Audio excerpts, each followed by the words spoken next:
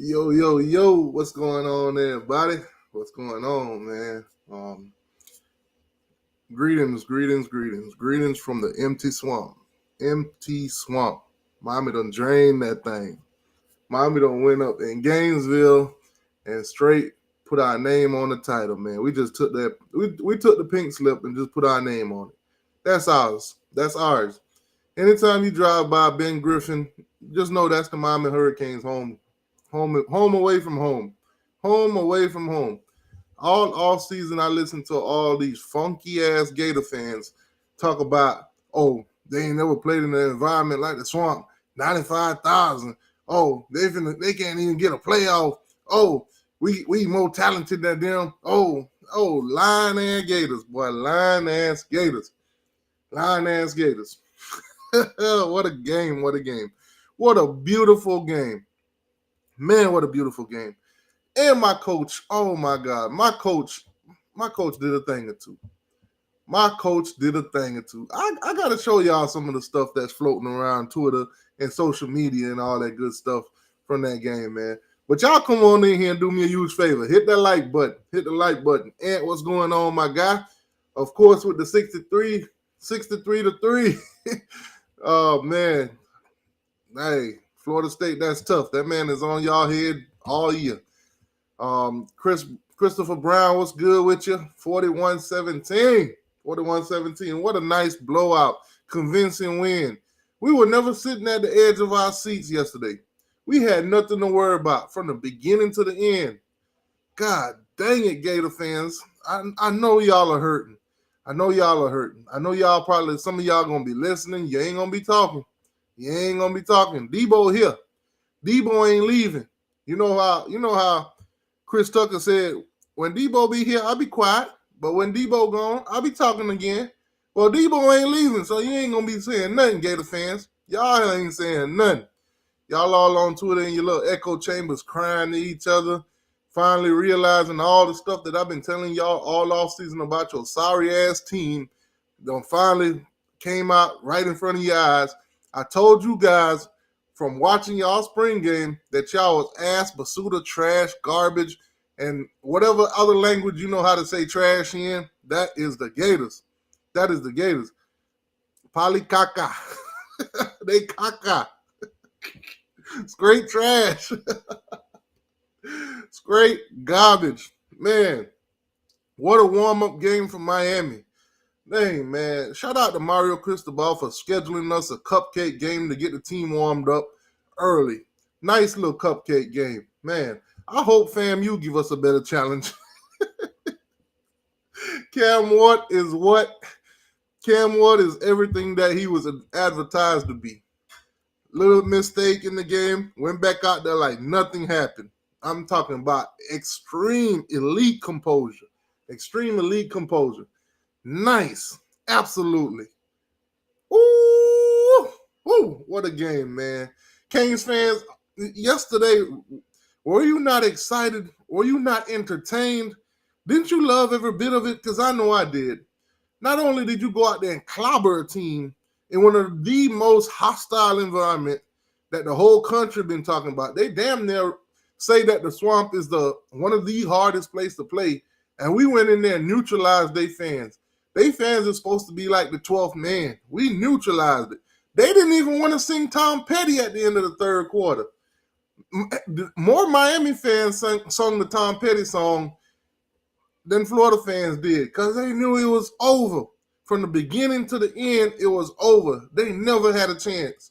They felt a slight bit of hope when they saw Montreal ran that one big run he had for like 71 for the touchdown. But man, Miami didn't let up. Miami did not let up. Now, granted that the score could have been worse than what it is. Of course, the fourth quarter, we ran the clock out a little bit. We could have literally demolished them even more. Plus the missed field goal. We left so much points on the board. We could have literally emptied the swamp even earlier than we did. But it be like that. Mistakes happens here and there. And, they caught a couple breaks here and there. Now, Gator fans, Seminole fan. There's a Seminole fan that came on this channel, and betted me that Graham Mertz was going to throw over for over 300 yards. Um, I've reached out to you, my guy. Send me my money. That's tough. It's only a little $100. Also, Gator fan, Mr. Torn on Twitter. Send me my $100, sir. Miami beat Florida. Send me my $100. And all you other fans, I'm gonna have to go back through the lives and find out who else I betted against the Florida Gators. Y'all send me my money, please. Send me my money. Send me my money. Oh man, what a game though, man. What a game. Let me go ahead and pull this thing up so we can look at some of the stats and everything and talk about this. Also, we're gonna talk about the rest of college football, of course. These Sunday shows, we go over all the games that's played. Obviously, we're not gonna go too in-depth with most of these games because most of them are cupcake games, a lot of surprise yesterday, some more shocking than other. Obviously, you got Clemson out there getting blown out, beat by 31 by Georgia. Thought Dabo would have been a lot more competitive than he wasn't. But hey, be like that sometimes. We found out that the Gators was a fraud. ESPN matchup predictor, you can't really trust that no more. They had the Florida Gators as a 57.5% chance to win the game. They had us as the team to lose. But of course, their personnel didn't agree with that, except for one person, Patrick McAfee or whatever his name is. He's the only one that picked the Gator to beat us. Hey, too bad, my guy. You could have been on the winning team, but you decided that you want to be the only odd man out and go with Billy Napier and them boys. Garbage ass Billy. Speaking of Billy Napier, we're going to talk about that. A few Gator lists going around. They're talking about who should replace Billy. And of course, the name that's atop of their list, none other than Lane Kiffin. I've also heard names being thrown out there like Deion Sanders, Lane Kiffin and Deion Sanders, and some other few names. But man, what a beatdown. What a beatdown. I'm going to put the link in the chat. Obviously, more teams played yesterday. We're going to talk about them. Some of you guys watched some of those games. I literally just watched the Clemson and Georgia game yesterday, and caught a little bit of the Notre Dame and Texas A&M game. So obviously, some of you guys may have watched some of the other games. Y'all can come on in here and talk about it. If not, we're gonna run through some of them, through the ESPN, Gamecast and all that stuff. So let me go ahead and pop this, great victory by Miami onto the screen right now. 41-17. Miami literally won every single quarter except for the fourth quarter, which, by the way, Florida scored a touchdown from DJ Lagway coming in. Graham Mertz got put out the game injured or whatever. Prayers for him, whatever. Hopefully it ain't too serious. And, whatever they want to do with him at Florida, they do that. But, Florida is behind us now. They're beneath us and behind us right now. So we're not even worrying about Florida moving forward. We just got to talk about this game and what happened and all that. So, as you guys can see on the screen, hell of a game for Cam Ward. Hell of a game for Cam Ward. He did throw an interception, a tip interception. Nonetheless, recovered from it greatly and kept his composure and just went about his day like nothing happened. So, did I put the link in the chat? Okay, so the link is in the chat. I'm going to put it in there again. And then we're going to go even more depth into, the rest of the games. Put it in there once again. So if anybody wants to join in on the conversation, click the link, allow mic, allow video. You can turn your video on. As you guys see, my video is not even on right now. So you guys don't have to turn yours on. But first up, Cam Ward, 26 for 35, 385 yards, 3 touchdowns, and 1 interception. Absolutely phenomenal. Nearly threw for 400 yards yesterday. Now, I was a little bit concerned in the last couple drives because I know we had the game won, but I still see Cam out there. I was expecting for Mario to kind of pull him and put, Williams or even Poffenberger out there to give some of those guys a couple snaps. But it's a rivalry game.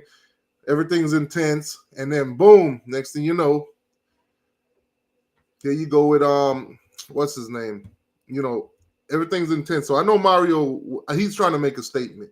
This is a rivalry game. Miami and Florida are literally going head to head for a lot of recruits. And I've seen some of those recruits that Florida had in there with Florida gear on. They were rooting for Miami. They was rooting for Miami. That's tough. That's tough. That's crazy. And Katie Turner, man, what an absolute buffoon. What an absolute buffoon. She was out there literally ready to attack Florida Miami players. She was really ready to attack Miami players to keep them from talking to the recruits. Man, that's tough. Not to mention my coach out there being animated, breaking Gator jaws. Man, what a hell of a day for the Hurricanes, man. If you a Hurricane and you was not entertained yesterday, if you did not feel some sort of appreciation for what you saw yesterday, man, I don't know what to tell you. You're just hard to please. Yesterday was very pleasing to me. Nice win. We controlled the line of scrimmage on both sides. We get pressure. They couldn't get no pressure. Listen, Cam Ward ordered a pizza yesterday. It got delivered. He gave all the offensive linemen a piece of the pizza. They all ate, and then he threw the ball. That's how much time he had. That's how much time he had back there. Smooth, man. Smooth. Smooth. They only allowed 1 sack in that game, and that was late in the ball game when it game was literally over. It didn't really matter at that point. But what a game. What a goddamn game. Damian Martinez, 15 carries for 65 yards. And Xavier Restrepo. I'm glad they got this comparison on the screen so we could talk about it. Xavier Restrepo versus Eugene Wilson. All offseason, I've listened to you bum-ass Gators. I listened to you funky-ass Gators talk about Eugene Wilson the third. He going to be the best receiver on the field. He going to be the best player if not on the field, blah, blah, blah. Line-ass Gators. Line between your teeth-ass Gators. I got into all their spaces and listened and sat back, and damn, they almost had me convinced that Eugene was this big-time player and nobody weren't going to be able to catch him and he was going to be so explosive and, oh, my God, he might shut the whole place down. No, that ain't what happened. Eugene had the same amount of catches that Xavier Restrepo had. You want to know the difference? 112 to 50 yards. Also, Xavier Restrepo got a touchdown. Eugene, 7 receptions for 50 yards. He ain't even half the man Restrepo is. That dude ain't even half the man Restrepo is. He got time now. He can be developed, but with this situation at Florida getting blown out by a rival, you got one of the toughest schedules in the country. Your team looked like absolute trash, garbage, basuda, all of that. I don't see how Billy make it through the season. Gator fans are already talking. They're already crying right now. They're crying amongst each other. They're talking about how terrible Billy was. The narrative about Billy was not what it is now. They was all hyped and optimistic. They was optimistic. They was in the I want to see what Billy do this season. I think he gonna surprise a lot of people. A lot of people counting out the Gators. They talking about we gonna win 4 games, and I really think we gonna go 9-3. I've been listening to all that bull job. Shout out to Shannon Sharp. All that bull job. All off season. Line-ass Gators. Shout out to the biggest line-ass Gator on Twitter by the name of Q. Q is the biggest line-ass Gator. I listened to this man hyped up them Gators all off season. Just to listen to him yesterday and today cry baby crocodile tears. Baby Gator, baby lizard tears. Just crying. Oh my God. They don't knock the confidence out of his voice. His little squeaky voice ain't confident no more. Little squeaker ain't confident no more. Oh, Graham Mertz gonna go out there and blow it up on them boys. You know what? Shout out to Miss Desiree. All off season, She had them Gator fan base shook. She had them shook.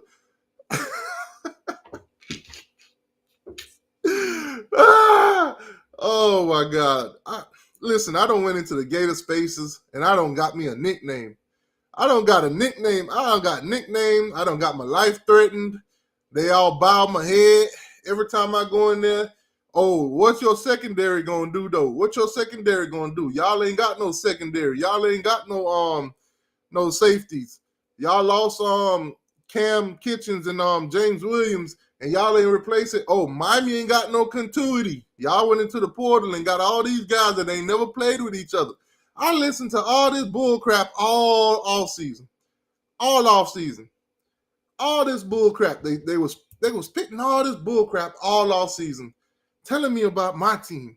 Oh, y'all secondary is suspect. Oh, y'all ain't got no receivers. Oh, we went and got Badger and we got what's his name? The guy that came from Wisconsin.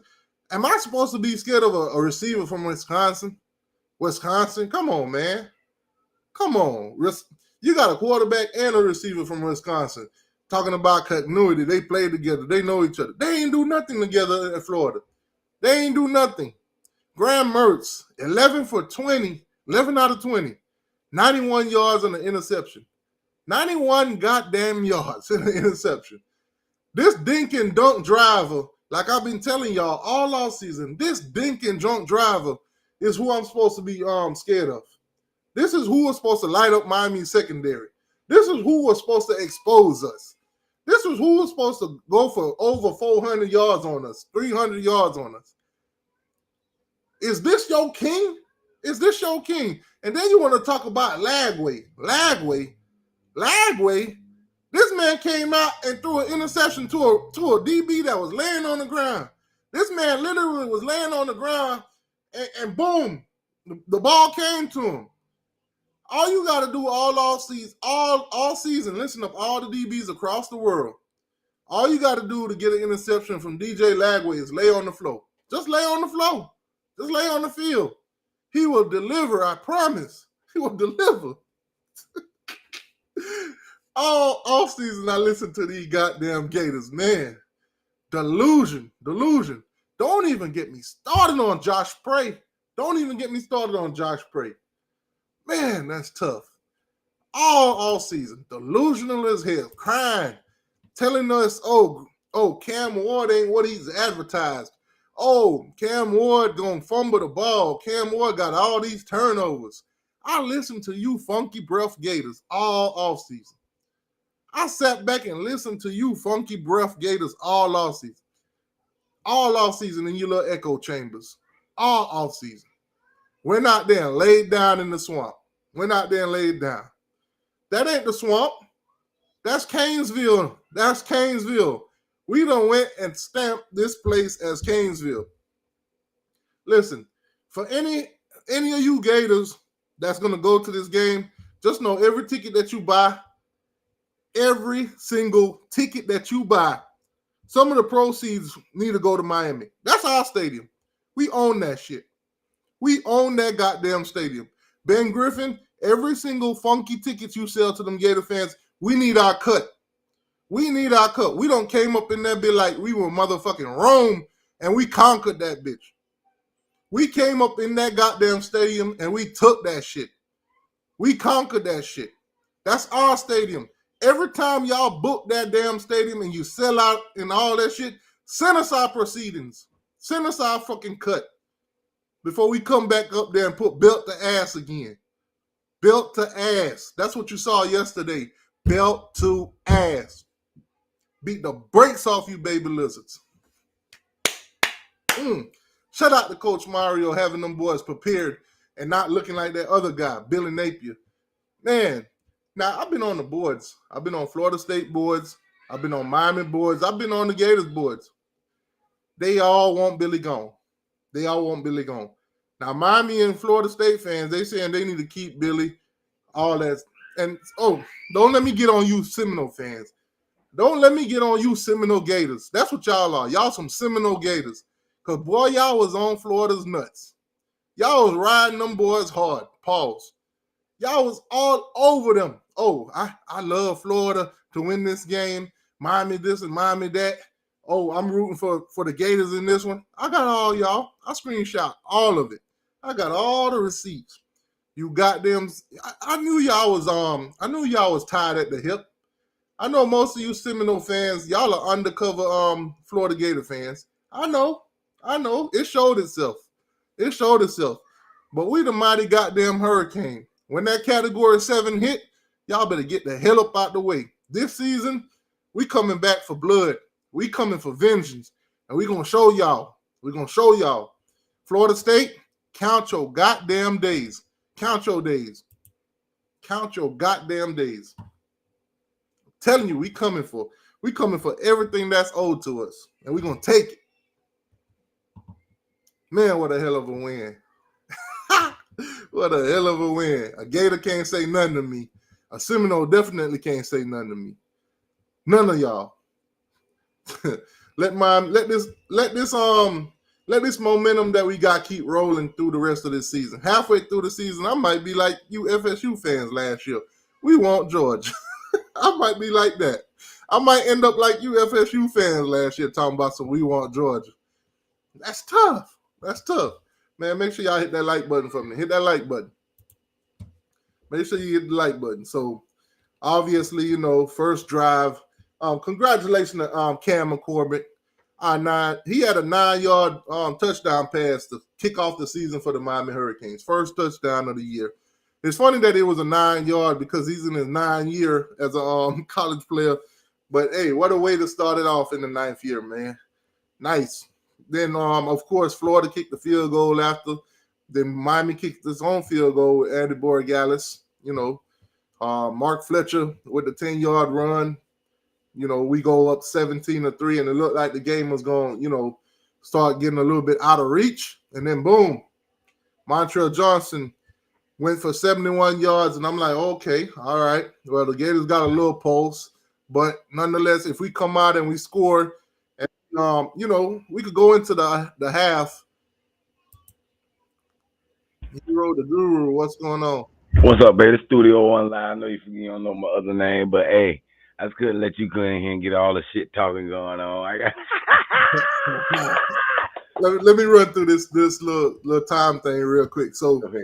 then Xavier Estrepo caught him a 24-yard touchdown, and Miami goes up 24 to 10 right before the half. So boom, we up by 14. We come back out, boom, hit another touchdown. Mark Fletcher with the 1-yard run. Then the Gators couldn't do nothing. They was just basically 3 and out. That's the Gators whole game plan yesterday was to go 3 and out. That's it. I don't know. I can't say nothing else. They didn't show me nothing else but 3 and out. So boom, amazing pass. I'm talking about extending the play. Exactly what we thought that Cam would do. Extend plays. Boom, escape the pocket. Boom, hit George for the touchdown in the back of the end zone. Tippy-toe, chomp, throw the U's up, put them thumbs down on them garbage ass Gators. Boom, Miami's up 38-10.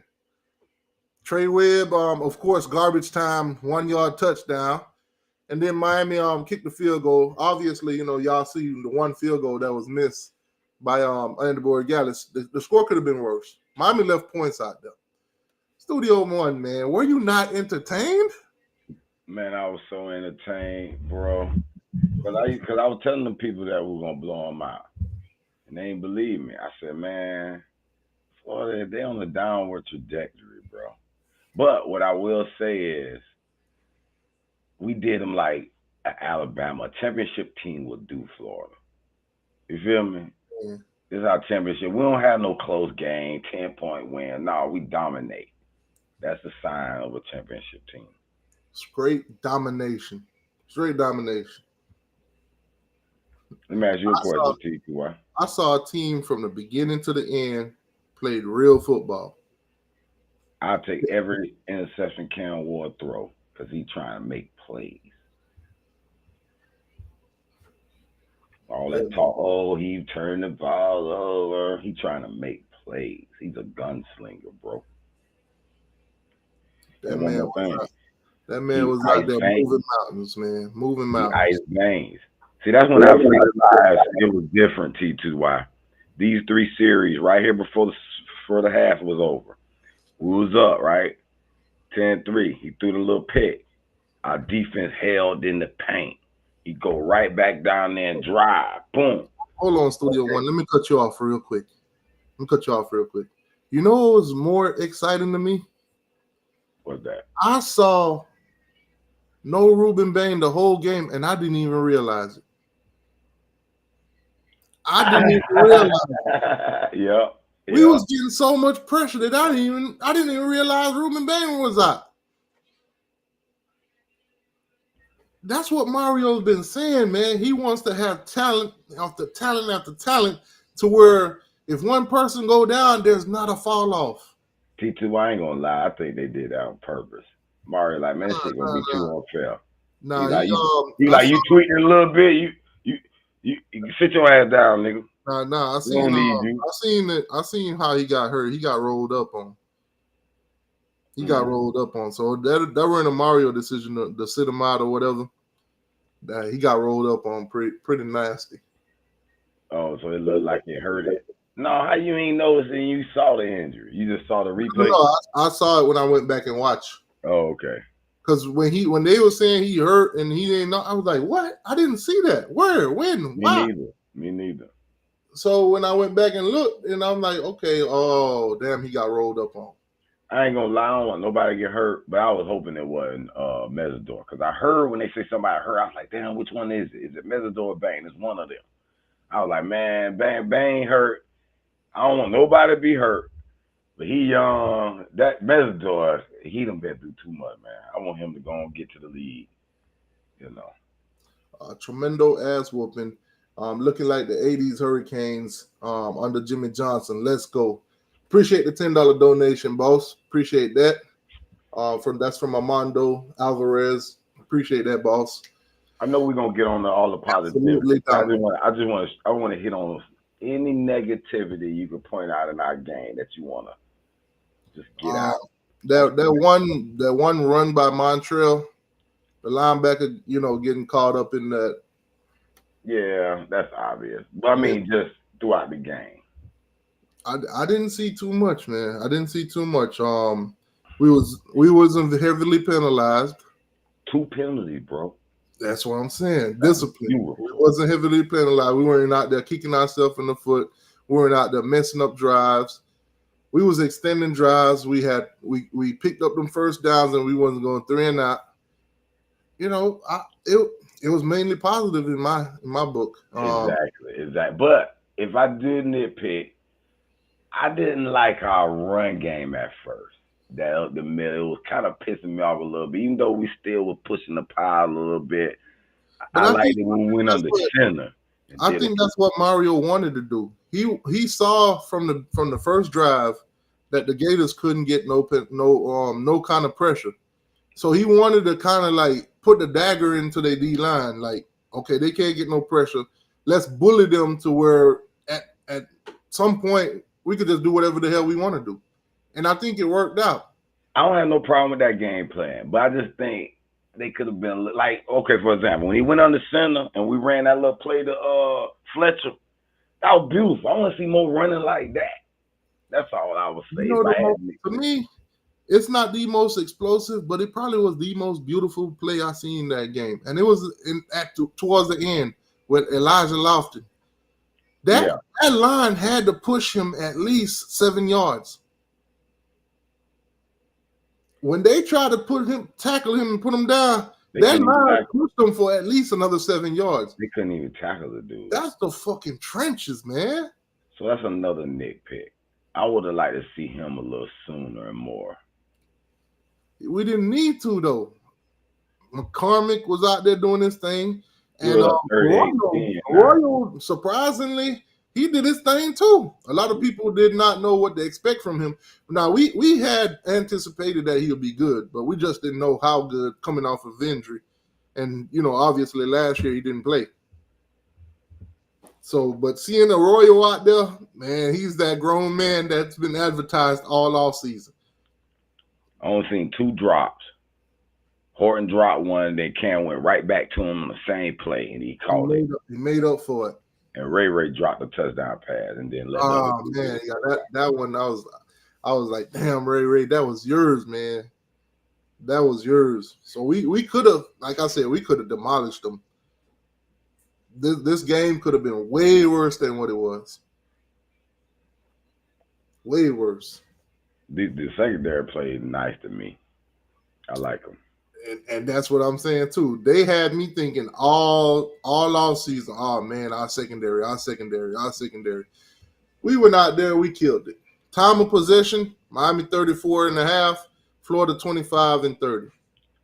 What we needed though, that we haven't had in a while, was that freshman DB to be like, man, I'm starting. Because I seen this freshman DB in Georgia balling.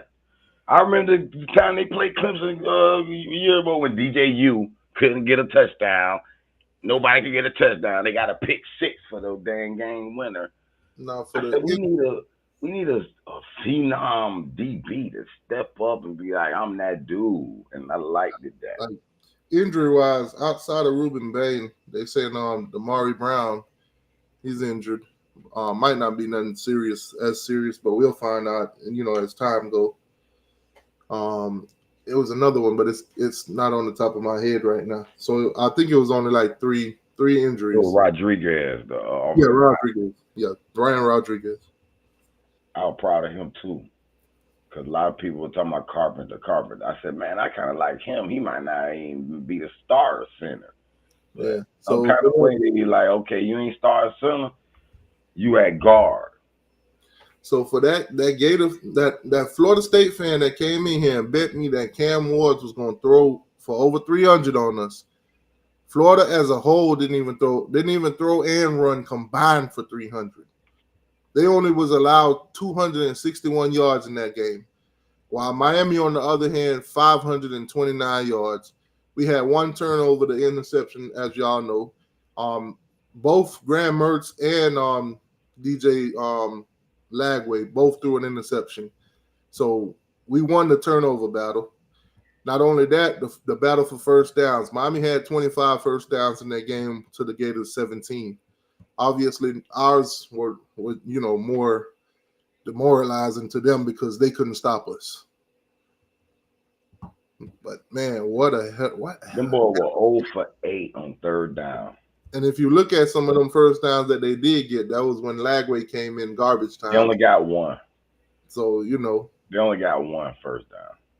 Well, on third, they were 1 for 9. They did get a first down. Now they got a few because when Graham Mertz came out, he threw Eugene. The first pass he completed was the first down. Yeah. That was like a 12-yard. So they picked up a couple. But on third down, they were 1 for 9. Yeah, absolutely terrible. It was so bad that they were going for fourth down early in the game. Early in the game, normal situation where people would punt, they were going for it. Man, we totally dominated that game. You know what? Let me go on over to Twitter real quick because it's some clips and stuff like that I got to share with you guys, man. What a hell of a game! What a hell of a game! My coach is a savage one. My coach is a savage one. My coach is savage. Now, obviously, y'all know me by now. I troll a lot. I live for the trolling. Y'all see that on screen right now if you're looking at the screen. Gator fans on the way home after lying to themselves all off season. Tag a Gator fan. Look at that face. Straight mad. Want to cry in the car. Straight mad and want to cry in the car. All off season, this the SEC. We more talented. We got more talent than y'all. And when you look at the 247 Sports on 2024 composite, them and Florida State are listed as more talented than us. But obviously, you saw what you saw yesterday. Sometimes those composite, you might be more talented on the numbers, but in key positions, you might not be. You might be heavy in certain positions because you recruit well in certain positions, But at the end of the day, we know Florida do not, I repeat, do not recruit the trenches better than Miami. And that's where it all starts, in the trenches. You could be the most talented team head to toe. Hell, look at Florida State and Georgia Tech. Florida State is listed as, I think, like the 12th or 13th best team on there. You want to know where Georgia Tech is at? 46. And Georgia Tech went out there and manhandled them. Sorry, FSU, for bringing up. No, I'm not. I ain't sorry. I ain't even gonna lie to y'all. I ain't even gonna lie to y'all. Now I went on to 247 Sports. I got some clips from there. You know, we should have opened up against an easy team like the Gators. That's what the Florida State fans are saying. They should have opened up against an easy team like the Gators. Florida Gator fans, I know some of y'all are listening. Y'all probably ain't going to type, and it's okay. But to imagine Florida State calling y'all an easy team, and they should have opened up with a team like y'all. When Georgia Tech, hell, is relevantly an easy team, that's tough. That's tough right there, man. And of course, I got the little clip from when the Hulk beat up Loki. When Loki talking about he a god and the Hulk just smashed him and talking about puny god. That's what Mario did to Billy yesterday. Straight dropped that man on his head yesterday. Straight dropped that man on his head. They did all that hype. All that hype. Before the game started, they all, we are so back because the swamp was packed. I was like, yeah, y'all are back all right. Back to being the little brother that y'all are. Back to being the little brother that y'all are. Big brother came to town and showed y'all.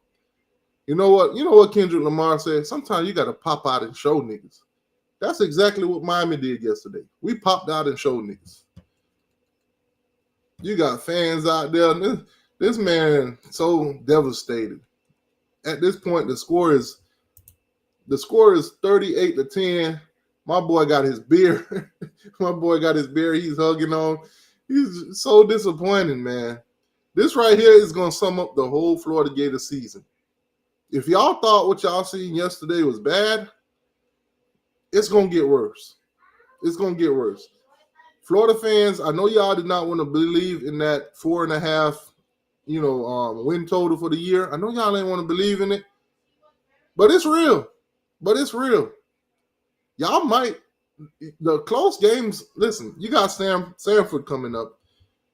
You'll beat Sanford, but it ain't going to show me nothing to be impressed until y'all start playing real teams. There ain't nothing y'all with Sanford y'all can show me. Wait till you play Mississippi State. If you lose that game, and then you play Texas A&M, you lose that game. Oh my God. Oh my God. You might win by two or three games this season. Billy definitely getting fired if that's the case. Billy definitely getting fired. This right here, if Billy's seat was hot before, it just got hotter. It just got hotter. Billy, the fans already turned on him. They already turned on him. All the ones that was giving them a chance and, let's see what happened. After that belt the ass yesterday, they all turned on him. They ain't backing him or nothing. We gonna see, man. We gonna see. But shout out to my coach, man. Shout out to my coach, man. Shout out to Miami Hurricane football. You know how it be like this is a swamp. You can see how they edit this thing so clean. Threw them the swamp letters down there. This is Canesville. This is Canesville. We own that stadium. We own that thing. We own that thing. Next time when the Florida Gators ask, oh, y'all ain't got no stadium? Yeah, we do. We do got a stadium. We bougie like that. We take private jets to our stadium in Gainesville. We take private jets to our stadium in Gainesville. That's what we do. We own that goddamn stadium. That's right. That's our shit. That's our shit. This is the U. This ain't no goddamn swamp. This is the U. That's what it is. That's the U. That ain't no swamp. We drain that thing. Oh, they thought I was playing. Remember I told y'all Remember, I told y'all. Now, y'all look at that score that I predicted earlier on, and know that I was trolling. Know that I was trolling, but I had it 43-3. Now, take away that Montreal Johnson misread long touchdown. Take away the garbage time touchdown when DJ Lagway came in. Miami literally, and not to mention the missed field goal by Borregales. Miami literally won that game 44-3. But hey, sometimes it be like that. Miami's gonna beat up on them Gators. Beat their ass 43-3. Yeah. 43-3. Yeah. Miami's gonna beat up on them Gators. Beat their ass 43-3. Yeah. 43-3. Yeah. Listen, man, I'm not no platinum recording artist or nothing like that. Hell, I recorded that in the car driving somewhere. But somebody tell a record label to send me a deal, man. Somebody give me a deal, man. Get me a deal. And this was posted back on July 9th. This was not after the fact that we beat them. I'm telling y'all. I was trying to tell y'all, bro. I was not scared of the Gators, not one bit. Y'all don't believe me? All right. Miami's gonna beat up on them Gators. Beat their ass 43-3. Yeah. 43-3. Yeah. Hey. Miami's gonna beat up on them Gators. Beat their ass 43-3. Yeah. 43-3. Yeah. All right. When I told you going into this game, I didn't lack confidence. I saw what we was building. I saw what Mario was doing. I put all trust in it. Then the spring came around, the practice came around, and I'm like, oh shit. We ain't just talking about on paper. We talking about on the field. We got real competition brewing. We got guys going back and forth. And then Cam Ward brought that one thing that Miami's been missing for years. That competitive edge. I'm talking about talking trash to the defense. Oh, when we go out there, I'm finna cook y'all boys. I'm finna tear y'all apart. And the defense, they living up. Oh, okay. You think you're gonna do us like that? All right, bet. We gonna show up and show out. When you got competitive edge like that, ain't nobody in the world can touch you. Come on, man. You are your biggest opponent. Your biggest opponent. When you going back and forth with the best of the best, and you know you better than half of these teams, the guys that on Green Tree are better than half of the guys that you're gonna play. Oh, easy. It's easy. Now listen, I say that, but I'm not telling Miami to take no opponents lightly. We're gonna be more talented than most of our opponents, but I am not telling nobody on this team to take any opponent lightly. Go out there and play football. Play the game that you love.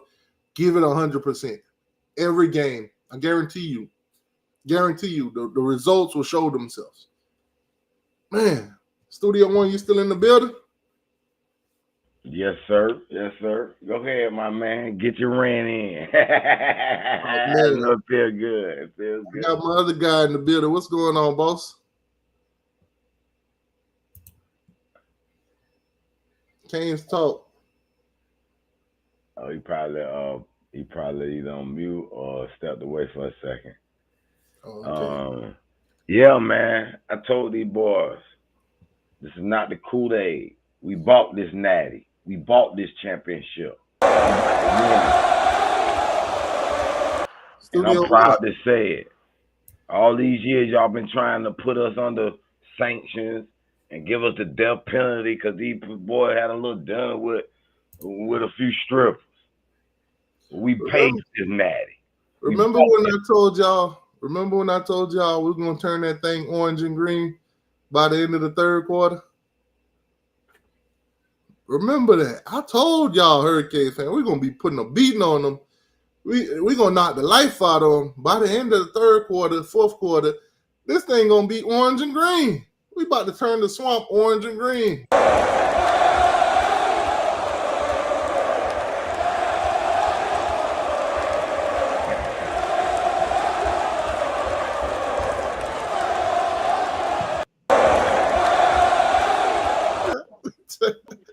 We would have took over the swamp.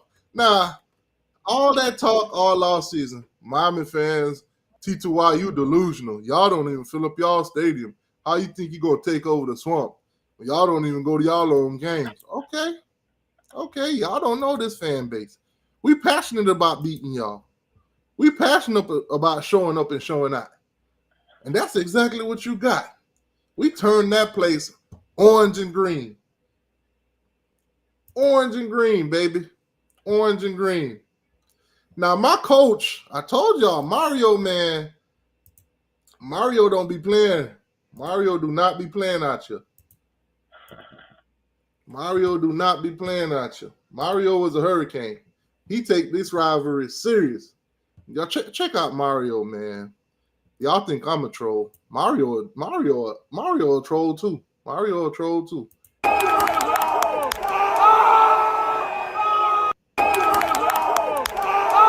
One more time. Oh, he just snapped the Gator. He snapped the Gator. My coach done broke the Gator jaw. Over his knee. He done broke the Gator jaw. You know what's significant about this, Gator fans?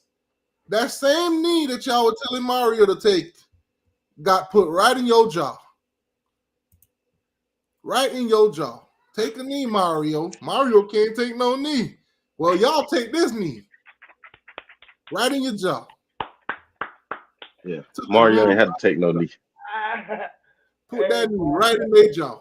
Hey, where that was on Twitter? X? On Twitter. That X be on the chain. Oh, Lord. One more time.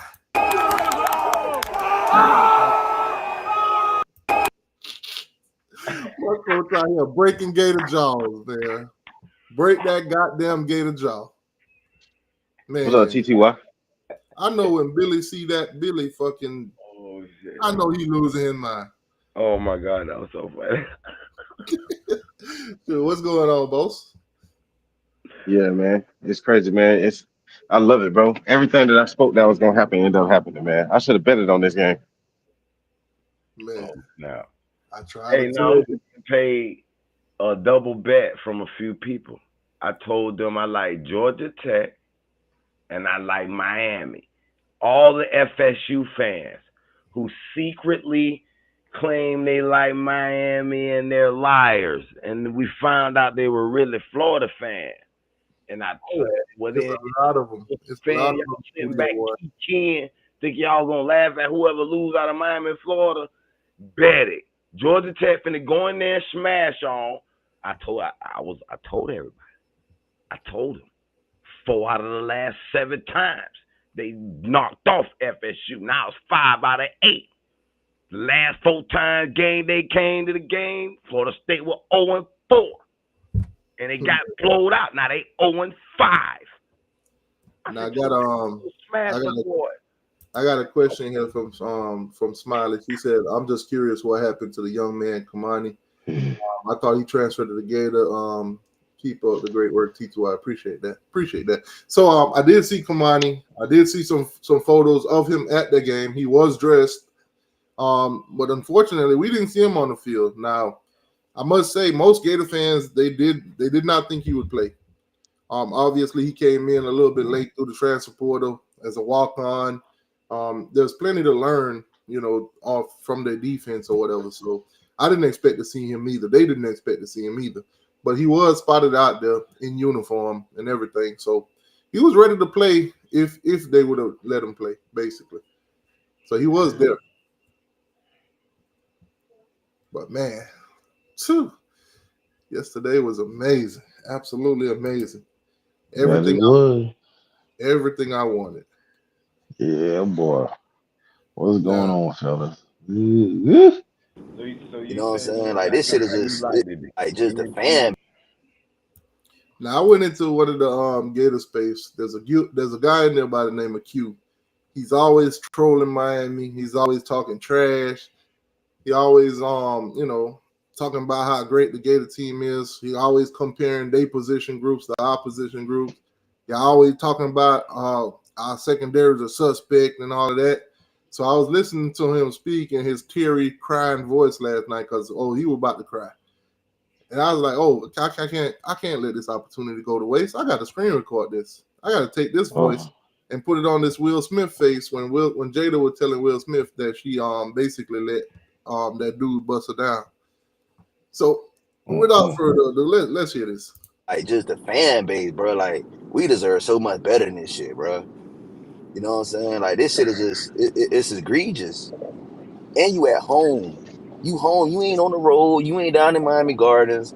You home. This should be, you should be, like, come on. We should have put up 50 points out there. You know what I'm saying? Like, come on, fam. What are we doing? I just want to. 50 points? How? Come on, fam. What are we doing? I wasn't. Come on, fam. What are we doing? Boy, they've been delusional. These fan bases are delusional. Oh man, Studio One. We ain't put up 60 yesterday, man. Come on, fam. What are we doing? Okay. Y'all should have did how Dink and Dunk Mertz. When did Mertz put up 50? I already got to go back and put up some of my receipts, man. Because this is what I was telling them. I never meant to hurt you. I never meant to fall out of love with you. I never meant to hurt you. Now this was back in August 9th. I tweeted the little Gator face with the little edit. I put the little girl in the back. Y'all gonna hear it. But Gator fans, after Miami blew them out in the swamp by 30, they thought I was playing. They thought I was playing until reality set in. I never meant to hurt you. I never meant to fall out of love with you because I truly did love you. I still do. But not in the same way. Not in the way that would make it fair for me to say, I'm sorry things couldn't stay the same. Maybe we can be friends again someday. One day. But anyway, I was just calling to say that I hope you're okay. No matter how much I could see you trying to refill the love in me, I'm sorry. It wasn't you. It was all me. I still care. It wasn't you, it's me. This is Gator fans breaking up with the logo, man. This is Gator fans breaking up with the whole program. Breaking up with Billy Napier and them boys. For you.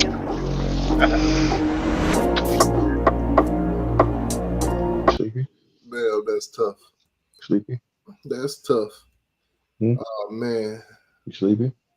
This is the definition of draining the swamp. As you see the Florida fans heading to the portal, this was a complete sellout. This was the it's just okay. And that tells you, as you see the Florida fans heading to the portal, this was a complete sellout. This was the it's just okay. And that tells you, as you see the Florida fans heading to the portal, this was a complete sellout. This was a complete sold out game. And the fans hit it. Look at the score, 41-17, 2 minutes and 50 left. The swamp was already drained. And then you got the people. Look at the girl over there on the side right here. Sitting over there just rethinking about her life. And why I became a Florida fan.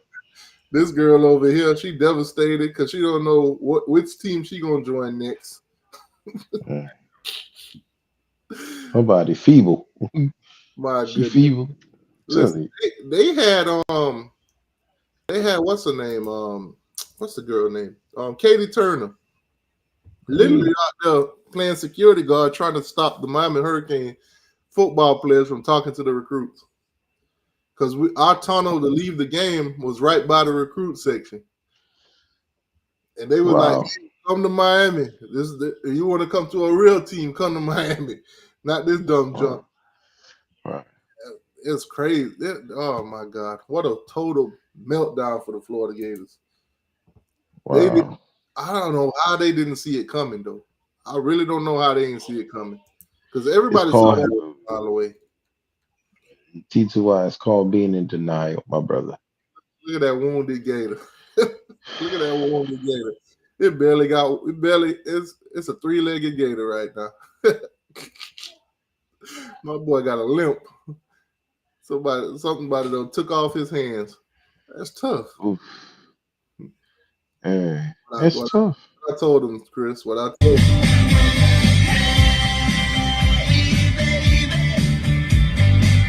There ain't no easy way out. Bro, what is wrong with you, though? Tried to ruin them Gators, man. I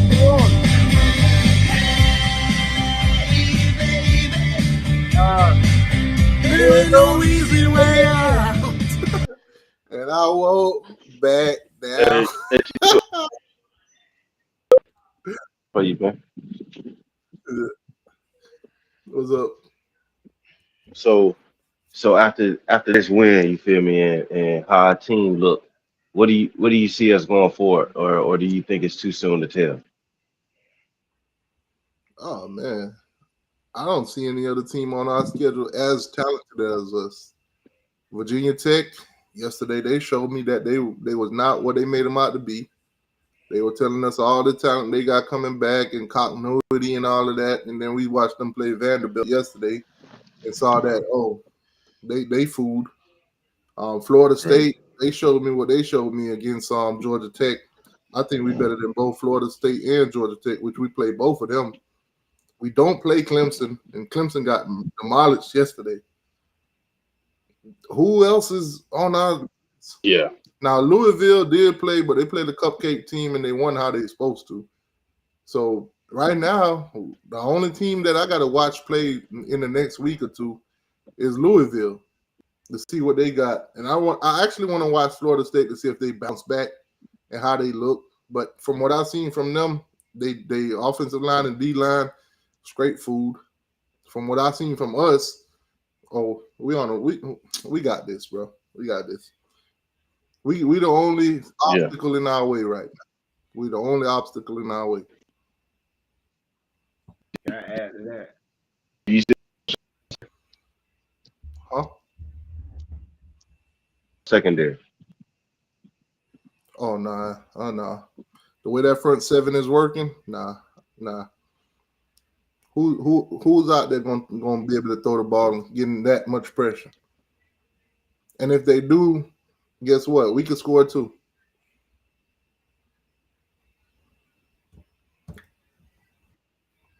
So I ain't worrying about nothing. And then let me tell them something too. He might not know this. Mario is installing the Saban's blueprint. That's what Dawson alluded to it. He told Sammy Brown. He was like, Sam Brown, boy, you got to come on here and learn he played, boy. It's not the same. We got the base package installed. You heard the announcer say, this offense can beat you any way they want. I mean, that's a part of the, how those treasure hunt. You find the ancient script and you translate. Oh, it's gonna lead it. That's the playbook. That's the scheme. That's how Bama was able to plug in coordinators and they don't miss a beat. So Dawson, see, it took a time. That's why everybody was like, well, who's Dawson? Is this Dawson? Mario getting his hands in it? What's going on? Y'all hold your horses. They're building a blueprint of domination. And it's complete. And they've deployed it. And it's going to be unfair for folks this year, bro. I'm just be honest. That's gonna be a mid-off right there. Somebody said Gators beat FSU in the trenches. That's gonna be a mid-off. Two mid trenches versus each other. Now what y'all seeing on the screen right here, these are all the guys on Twitter that was talking all that trash. I'm gonna give them boys Florida some credit, because at the beginning of the game, if I want to nitpick about us, I said we weren't getting that much pressure at first. the offensive line was holding up pretty decent, and the defensive line was stuffing us. We were getting the run game was pissing me off at first. That's because our boys had to just kick in the gear. Our boys just kick in the gear. And I'm gonna give Florida the credit where they credit due. They're a big physical team, one of the biggest lines, but we're a championship blueprint, and that's what champions do to good teams. They crush them. Florida had a good team. What happened when they go to Alabama, Georgia? Get smoked. Man, that's what we had. No, I disagree. Florida ain't no good team. They ain't no good team. They young right now. I just said the trenches wide. Asking about the trench. Yeah. The line, offensive line, defense. I don't think they got an offensive scheme like we got that'll make them a good team where they can compete for the SEC or whatever. Because we got that offensive scheme with Cam that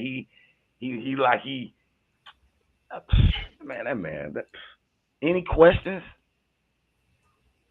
Nobody has no questions. Listen, I was a big fan critic. When they first paid the money, I was a Corey Brown fan. I was like, man, why they doing Brown like that? They paying all this money for this dude. Who is this dude really? Man, he shut my mouth. And then he proved it in that 3 series. We went up 10-3. And when he threw that pick, I saw what he was doing. He was kind of confused. He didn't know if he wanted to throw it to X or Jacoby Jordan underneath. And it sailed on him. I said, that's fine. Let me see what he do. Man, he came back and drove that shit down there and stamped it. Defense held in the paint. Went back down there and went back up 24-10. I said, man, this man got ice in his veins, man. We good. The QB, the trench is good. Y'all saw Barron. I told Cuban Kane. He ain't believe in Mario's recruitment in this transitional player. I said, man, that's the next Phillips. You remember when we had Phillips? He one of them red mean dudes. You know them red mean, them boys be having a little anger management problem. Teachers he got a little temper too. He know. Them red dudes will bust you in your mouth. You get too sporty with them. Baron back there, cause the havoc. That song, man. Y'all boys just sit back and take this one game at a time. So we got 20 years of air whooping to give people. Well, yeah, definitely. One game at a time. All right, so we kicked it off with Miami. Let's get into the nitty gritty though. The rest of the games that got played, obviously college football is back on the channel. You guys know every Sunday we do recaps of not just the Miami game or the Florida State or our Florida games. We do all college football. So obviously tonight there's a game at 7:30. Number 23 in the country, USC versus number 13 LSU. That should be a showdown. That's in Las Vegas, Nevada. So that's a neutral site. Obviously LSU is the favorite right now, 4-point favorite. The over and under is 67.5. So they're expecting a high scoring game. So we're gonna see how they go. Oh yeah. Also the over and under for Miami and Florida was 54.5. Definitely went over.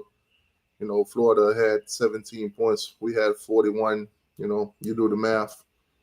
So definitely went over. So for those of you guys that took the over, you know, hopefully you hit big. Hopefully none of y'all, you know, went against the grain and took Florida. Hopefully you took Miami to cover the spread. Definitely cover the spread. Hopefully you took Miami on the money line if that's where you wanted to bet at. Hopefully you just took Miami completely in that game. But tonight you got at 7:30 on ABC, so that's on local TV, ESPN Plus. If you got the app, if you're on the road and you ain't got access to a regular TV, you can watch it on the app on your phone. So tonight, man, LSU versus USC. Who you guys think gonna win this game? Are y'all gonna go with the favorite, which is LSU, or are you gonna take USC for the upset? First game of the season, Big Ten. USC is Big Ten now. Big Ten versus SEC matchup. They're calling this the Modelo Vegas Kickoff Classic. So, me personally, I don't really trust what Lincoln Riley got going on over there at USC. I am going to go with the favorite in LSU. Not going to put no money on it. This is one of those games that I'm going to stay away from. Not going to bet no money on it. But I would take LSU for the win. I'm not too familiar with both of these two teams' roster. I just know that Lincoln Riley just lost the Heisman Trophy candidate. I think he lost another quarterback during this offseason, if I'm not mistaken. Obviously, LSU just lost the Heisman Trophy winner. So the guy that's replacing him right now, we're going to see, what he's actually made of. So we'll see, man. But recap. Florida State, Georgia Tech. We talked about that all week, leading up to this week. Obviously, Florida State, terrible. Trenches, of course, terrible trenches. Georgia Tech stumped them. Got that last second field goal, came out with the win all the way from Ireland. Kind of exposed Florida State already earlier on. If Florida State don't get it turned around this week against Boston College, then, you might as well, throw their season in the trash can.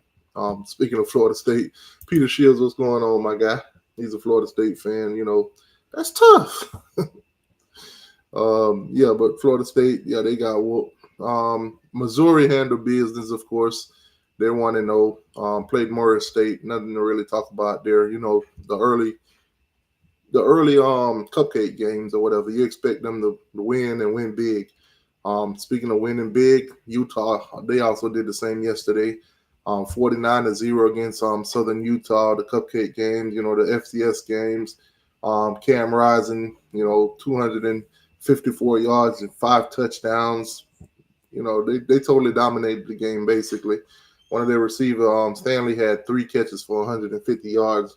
That's the kind of, things you see in these kind of games, the warm-ups, kind of get the jitters out, try to see how, your team perform against different opponents. Obviously, spring and, practice, you're going up against each other. It's time to see what it's like against other teams. Now, some of the plays that they run, they're going to see what works for them and what don't. But keep in mind, too, these are lesser opponents, so as the season go on, they'll play teams in the conference, and it'll get a little bit tougher. But it's kind of just to see what the team look like. Make sure everything, jugged together. Kansas, of course, they handle business, 48-3. Nothing much to see there. Same, blowout. Surprisingly, though, North Carolina State, number 24 in the country, ACC team, struggled early against Western Carolina. Struggled early. At halftime, it was 14-14. At the end of the third quarter, it was 21-17, Western Carolina. And of course, North Carolina State pulled off 21 points in the fourth quarter to 0 for Western Carolina. So they pulled off late to win 38-21. So don't let that score kind of fool you. They struggled in that game. North Carolina State, that is, they got a lot to deal with this season. Could be a long year for them. A lot of people was anticipating that they were going to be a good team this year. And that's still possible, but, keep an eye out for them. If they drop a couple of games, then, seeing stuff like this, you won't be surprised. Oklahoma handled Temple pretty well. 51-3. 51-3. It was never close. It was a blowout from the beginning to the end. 51-3. 34-0 at halftime kind of deal. So Oklahoma came out, handled business. Miami also played a cupcake team yesterday in Florida. Miami beat them 41-17. Could have been like 44-3 or something like that. But, cupcake games, like I said, the first week of college football normally is cupcake games. So Miami handled their cupcake team yesterday too. Allegedly, this team is an SEC team. Allegedly, this team is, up in Gainesville and supposed to be the best team in Florida. Allegedly, this team is supposed to be more talented than Miami. Allegedly, this team is supposed to win in the swamp every time they play in there. Allegedly, this team is supposed to be great at winning season and openers at home. Allegedly, this team is supposed to have one of the toughest crowds to play in front of. Allegedly, this team is a goddamn lie. Miami went in there and beat the brakes off this cupcake team. Let's keep it moving. No, actually, let's not just keep it moving. 385 yards, 3 touchdowns, and 1 interception for Cam Ward. 11 carries and 106 yards for Montreal Johnson. Let's not get that number mixed up. He did have a busted run from Miami defense for like 71 yards for a touchdown. So that's the only reason why his number is that high. Don't get it twisted. He's not that good of a running back. Restrepo, of course, doing Restrepo things in 2024, continuing on, 7 catches, 112 yards and a touchdown. Miami handled Cupcake very well. Beat the brakes off them boys. That's tough. Speaking of another Cupcake, Clemson became a victim yesterday to the Bulldogs. Georgia handled business. Georgia beat the bejesus out of Clemson. Last time I saw Clemson and Georgia play, I think it was back in 2020, if I'm not mistaken. And Georgia and Clemson went down the line and nobody could score. And Georgia, I think, won off of a pick 6. This one was not that kind of game. Dabo, I'm sorry. You hung around till the half, and then Georgia doing Georgia things in the second half. 14 in the third, 14 in the fourth quarter. Just absolutely dominated. Georgia handled business. Absolutely dominated. Sarge, links in the chat if you want to, provide some content, some, explanation to what happened. Like I said, I watched this game loosely. Didn't pay too much attention to it. But that second half, Georgia just went on a rampage and straight put their foot in Dabo. That's tough.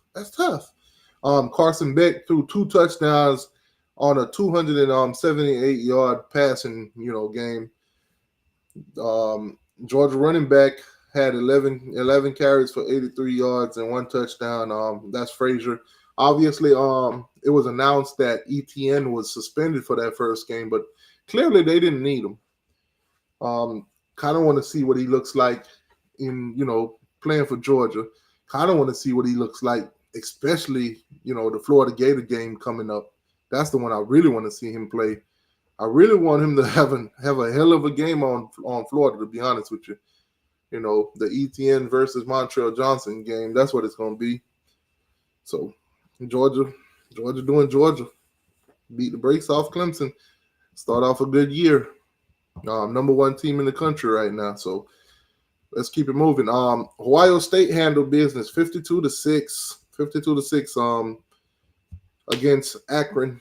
Nothing to see there. Obviously, Will Howard, Miami fans, some of us are very familiar with this guy. Transferred over there. Had Miami was looking at him for a while, but obviously, we had bigger fish on the hook. So Cam Ward came in. But Will Howard had 228 yards for 3 touchdowns. Ohio State just handled business. Cupcake games. Now, a cupcake game that almost didn't quite go their way, but nonetheless, garbage time touchdowns and stuff like that made it seem like it was a lot closer. But Oregon didn't pull it on. Dan Lennon and Oregon did not pull it on yesterday when they played against Idaho. They got the W 24-14. But, 2 late touchdowns by, Idaho made it seem a little bit closer than it was. But, Dylan Gable, obvious. Dylan transferred. I think he transferred over there from UCF, if I'm not mistaken. I think it was a year ago or maybe this past season. I can't quite remember. But he threw for 380 yards and 2 touchdowns. The running back carried the ball for 15 carries for 95 yards and a touchdown. And, of course, their tight end had 7 catches and 87 yards. So, good little outing for Oregon, getting the dub. Number 4 team in the country, Texas. Texas beat the bejesus out of Colorado State, 52-0. Now, the last time I watched the Colorado State was when they played Colorado last season. Obviously, the Deion Sanders show, prime time. That's the only reason I even paid attention to that game because Dion was playing, and they almost beat Dion in Colorado. But nonetheless, they take on a football team in Texas Longhorn, playoff team that tremendous season, just joined the SEC. Not going to say a real team because that would say that Colorado's not a real team, and I'm not trying to get on Deion Sanders' bad side or anything like that, but they got the bejesus beat out of them, 52-0, 52-0. Quinn Ewers, quarterback, obviously 260 yards, 3 touchdowns, and an interception. Yeah, Wingo, 4 catches for 70 for Texas. A lot of questions was being thrown at Ewers, Quinn Ewers, because of a statement that he made this past season. And we're only going to talk about it because it's Florida State related, and obviously this is a big three. But Mr. Ewers here said that he think that ESPN and all the people that said Florida State did not belong in the playoffs, he think they got it right. And I can tell you, Mr. Ewers, you're a smart man because they absolutely got it right. They absolutely got it right. Florida State did not belong in their playoffs. And rightfully so, they didn't let them in. That's tough. Deal with that, Florida State fans. Y'all did not belong. Alabama handled business 63-0. See, Georgia fans, that is how you beat a team. You beat them 63-0, not 63-3. You don't even let them score a field goal. That's tough. That's tough. Oh man, Alabama just straight destroyed Western Kentucky. Nothing to really talk about here. Milroe doing Milroe, continuing from last season. Alabama is definitely going to be one of those opponents to watch out for this season. They do have Georgia on their schedule. Now, I preseason picked Alabama to beat Georgia, and I think so far so good. I feel good about that pick. I just recently heard, and I should have paid more attention to it, but Georgia also played Texas this year. So I know I preseasonally picked Georgia to go 11-1. I think I'm going to change that 11-2. I think Georgia will probably get beat by both Alabama and Texas. I could also see Georgia winning both of those games, by the way. So it's not nothing written in cement that Georgia's going 10-2 this season. I do believe that they could beat Texas. I do believe that they could beat Alabama also. But for Sarge's purpose, I'm going to say 10-2. I would say 10-2. All right. Ole Miss handled business 76-0. Probably the most high-scoring game yesterday, points-wise for one team at least. Total dominate from the beginning to the end. Obviously, ran the clock out, in the fourth quarter, just put up 3 points. Could have been worse. They could have probably went for 100. Who knows? But Ole Miss doing the Ole Miss thing. Jackson Dart, 418 yards, 5 touchdowns. Basically what you do against cupcake teams, 3 carries for Jones, 68 yards, of course, 2 touchdowns. And their wide receiver Harris, 8 catches for 179 yards and 2 touchdowns. The typical beatdown of a cupcake. Notre Dame went on the road to College Station, Kyle Field, got the dub, beating the number 20 team. Going in that game, Notre Dame was ranked as the number 17. Going into that game, beat the brakes off Texas A&M. Beat them by 10 points, basically. 2 scores. Texas A&M was a 2.5-point favorite going in that. I think it was a 2.5-point favorite just because of, Kyle Field, the 12th man, and it being a home game for them. But, Notre Dame handled business. Notre Dame got the win, hard-fought game. I want to say, all the way down to the end, hard-fought game. But they got the job done. Penn State, of course, handled business against West Virginia. Pretty much nothing to see there. Penn State handled business from the first half all the way through. And, there was no question that Penn State was going to win that game.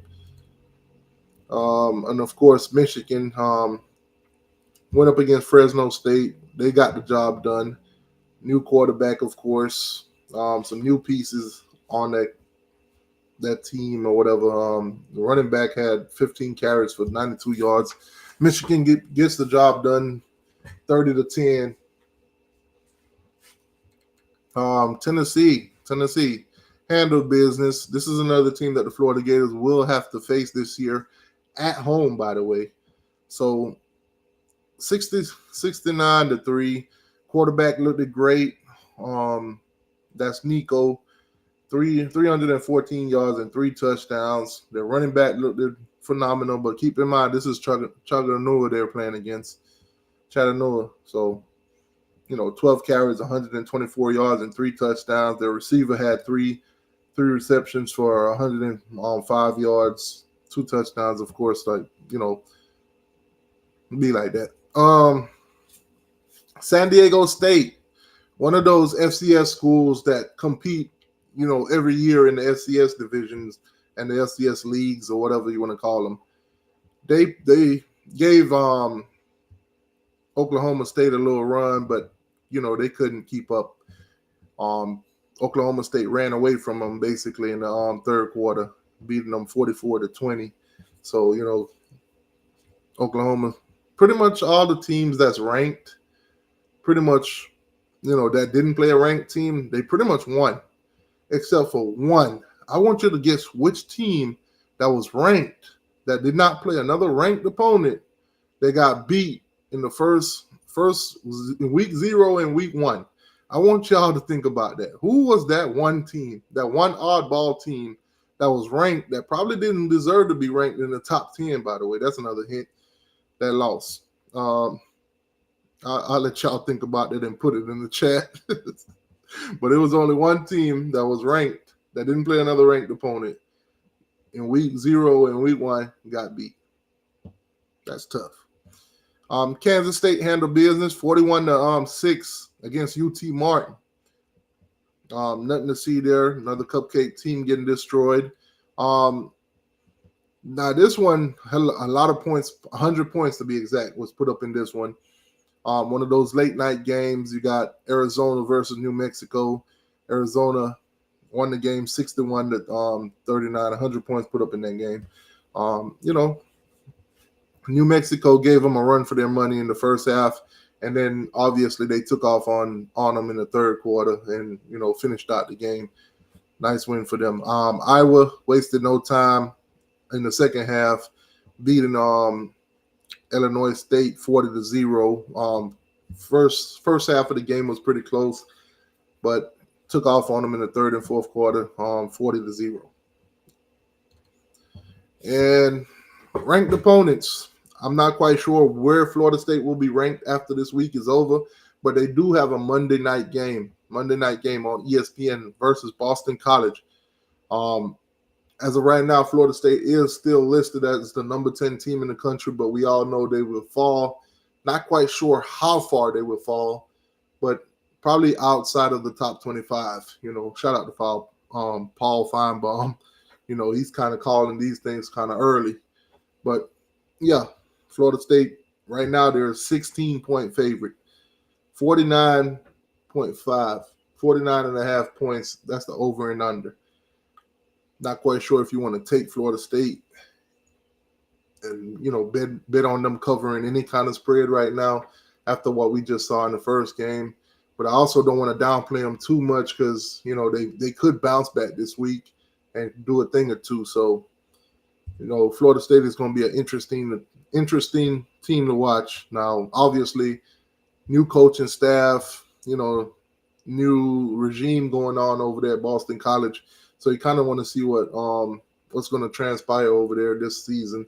Last season, obviously, and total different team for them, total different team for Florida State. As we all know, this is a home game for Florida State. I think Florida State have downgraded their stadium with all the renovations going on, but they are prepared to host this game. And, a Monday night game, Florida State might not be worried about this game as much because, of course, it's not a red bandana game. They beat Boston College at Boston College last year, but it was like, it's a bandana game, so it's something special, some magic happened that they only won by 2 points. So we'll see how this thing go in Tallahassee, man. After losing the opener against Georgia Tech, the same team that they were trying to clown Miami on, Miami got cheated, but Florida State just got straight up beat. That's tough, absolutely tough. But let's do this. Let's do a quick run through. We're gonna do a quick run through the ACC, the Big Four. Basically, we no longer have a Power Five, so we're gonna do the Big Four. We're gonna call them the Big Four or the Power Four, whichever one you want to call them. I'm gonna call them Big Four. So this upcoming week, we already talked about Florida State and Boston College, so we don't really have to talk about that. Let's go into week 2. Week 2 opponents for the ACC. Let's do that.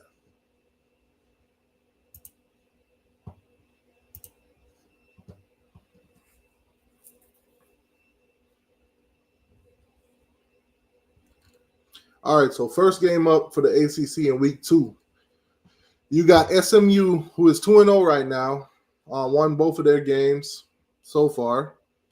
They'll go and take on, they'll be at home. They'll take on BYU. BYU is also 1-0 coming into this thing. I don't know where to go with this one. I'm kind of, after watching SMU's first 2 games, I kind of want to lean towards BYU. But we're gonna see how that roll. Duke, Manny Diaz right now in Duke won their first game, cupcake game. They'll take on a more challenging of an opponent in Northwestern. Obviously, Northwestern coming into here, they're 1-0 also. This should be an interesting matchup. This is a home game for Northwestern, so I want to lean more towards Duke winning this game. I actually hope Duke win this game. I do need the ACC to be a lot competitive, so there might be a little bit of bias on my end, but I want Duke to win this game. Of course, Miami will take on FAMU in Miami. I got Miami winning that, no doubt. Blowout win, blowout fashion. Straight up slaughter, and easy win. FAMU coming in here with 2-0, but don't look at none of that. It's pretty much cakewalk in their conference and in their kind of play. So don't even look at none of that. Miami will win this game and win this game big. Georgia Tech, Syracuse. Interesting. This is a home game for Syracuse. Now coming off the win against Florida State, Georgia Tech also played. I think it was Georgia State they played. Handled that game pretty well. And they'll take on Syracuse. Syracuse is at home. Now, Georgia Tech is a 2.5-point favorite against Syracuse. Over and under is sitting at 58.5. Now, normally, games like this would not intrigue me. But it's a 12 o'clock game. There's 2 opponents that we do play. After watching Georgia Tech beat Florida State, I'm a little bit more interested in Georgia Tech now. Kind of want to see if that was just a fluke thing, that was a one-time thing. Can they sustain that kind of play? So I'm going to check that game out. Syracuse versus Georgia Tech. That probably should be an interesting one. We'll see if Georgia Tech is actually legit. Then you got Pitt and Cincinnati. They'll take each other on. Both team comes into this 1-0. Hasn't played any special opponents yet, so this should be a measuring stick for both teams. I think they're probably, both on pretty much level playing field. This is a home game for Cincinnati also. No line has been put out yet for that game. ACC SEC matchup. Interesting game. Cal versus Auburn. Both teams are undefeated. Now, this is a home game for Auburn, of course. This will be played in Alabama. So, Auburn is a 12.5-point favorite. Probably safe to say that Cal is not that good. They haven't been that good in years. Should be a interesting game. I do think that Auburn will win this game. I think Auburn will cover the 12.5 points. And then coming off of that Monday night, probably a win or loss for Boston College. They haven't played a game yet. Obviously, tomorrow night they will play. They'll play for Florida State. They'll either come into this game 0-1 or 1-0, depending on that Florida State game tomorrow night. They'll take on Duquette. I think they'll handle business. They'll beat them at home. And so if they did lose to Florida State, they'll get their win to be 1-1. If they beat Florida State, then they'll be 2-2. They'll be 2-0 in my opinion. Oh man, hold on. Let's check the chat real quick. I think we got a Gator fan that showed up. I'm here to be a man. I deserve to be roasted. Billy sold Gator Nation a gallon of spoiled milk all off season. Hey man, shout out to you for coming in here. It ain't too many Gator fans that showed up. I haven't seen BB. I haven't seen Gator Sam yet. I haven't seen a lot of people, so it'd be like that. I think Gator Sam did. I think he was in the live show when the game was on, if I'm not mistaken. I don't remember if I seen him or not though. But don't expect to see too many Gator fans especially after a beating like that. Especially on a channel that talks trash and do a lot of trolling. But Louisville versus Jacksonville State. Louisville will handle business. Louisville at home. Louisville will knock them out the park. If you're in the Louisville area, you live up there in Kentucky, this might be one of those games you want to go check out. Tickets as low as $6. So grab the family, go hang out with the family for the cheap. Go get you some of that Louisville environment or whatever, the game time. North Carolina coming off a good win against Minnesota. Pretty low scoring game. Came down to a 2-point win for them, 19-17 against Minnesota. So they'll take on Charlotte at home. No doubt about it that North Carolina will win that game, in my opinion. But we'll see if they go out there and dominate them, or it's a struggle win against a lower or lesser opponent. Marshall versus Virginia Tech, interesting one. Virginia Tech's at home. Marshall comes in there, 1-0. Virginia Tech's 0-1. This should be a very competitive game. I think Marshall has what it takes to beat Virginia Tech, but I think this might be a bounce back week for Virginia Tech. I think this will be a close game. As much as I would love to go against Virginia Tech, I want to say Virginia Tech, beats Marshall in a close game. Or I could be totally wrong, and then, Virginia Tech shows up like they did against Vanderbilt, and then, Marshall squeeze one out. But as of right now, in Blacksburg, I'm going to go with Virginia Tech to bounce back this week against Marshall. That's one of those games that I'm kind of skeptical about, though, to be honest with you.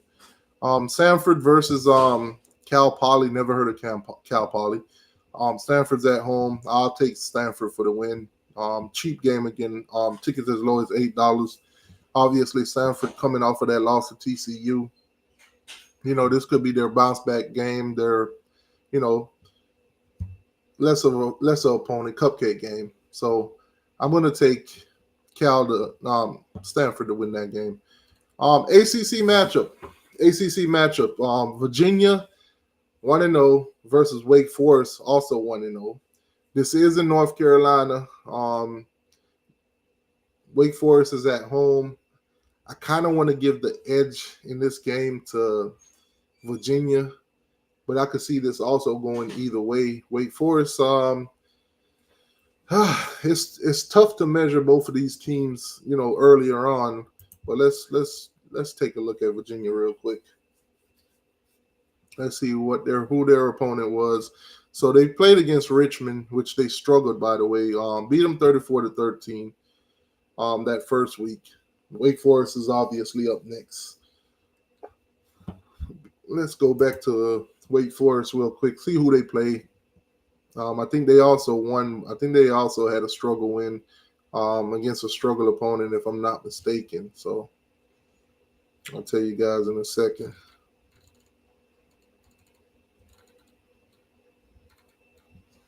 All right, let's see what Wake Forest done. What they had to offer.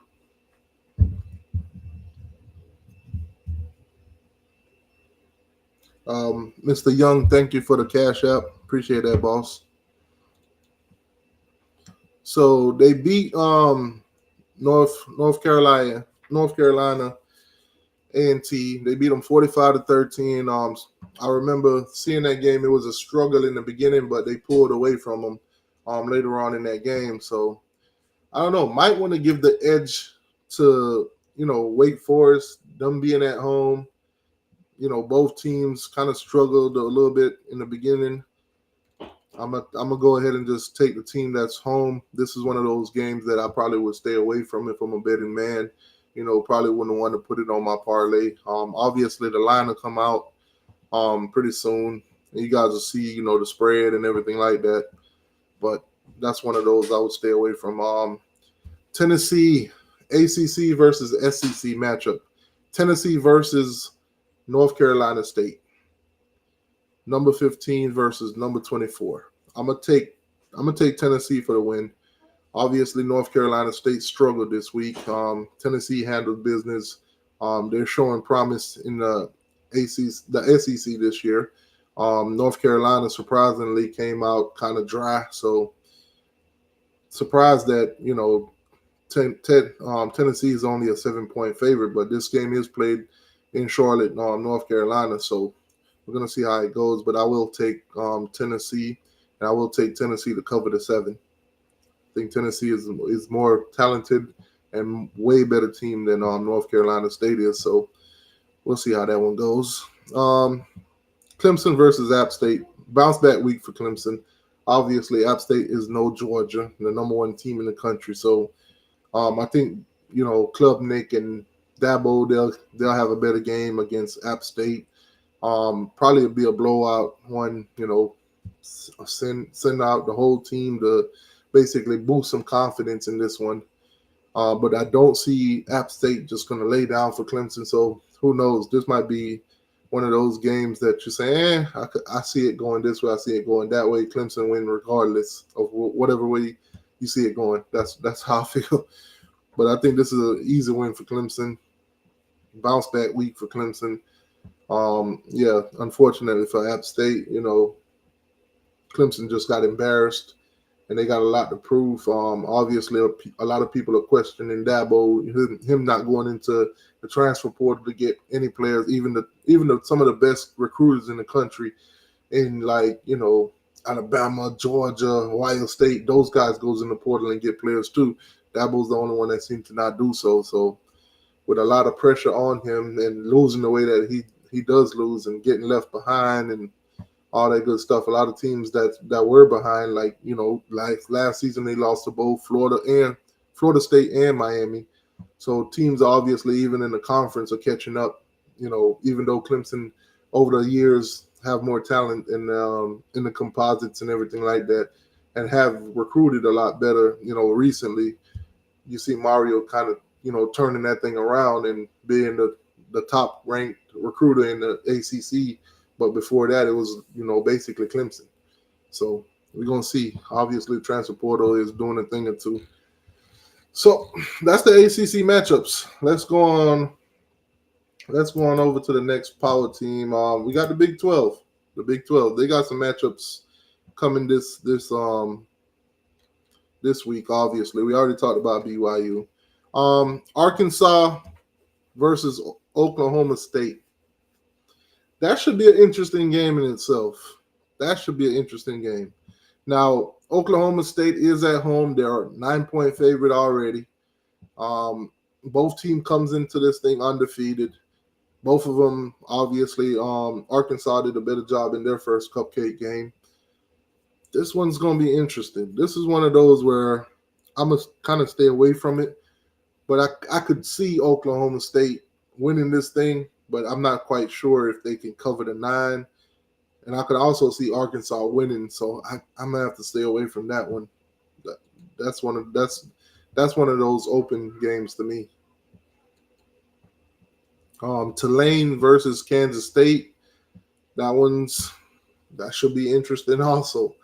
A lot of interesting matchups, man. This coming week, week 2. Normally, the first 4 weeks of college football is normally cupcake games until teams start getting into conference play.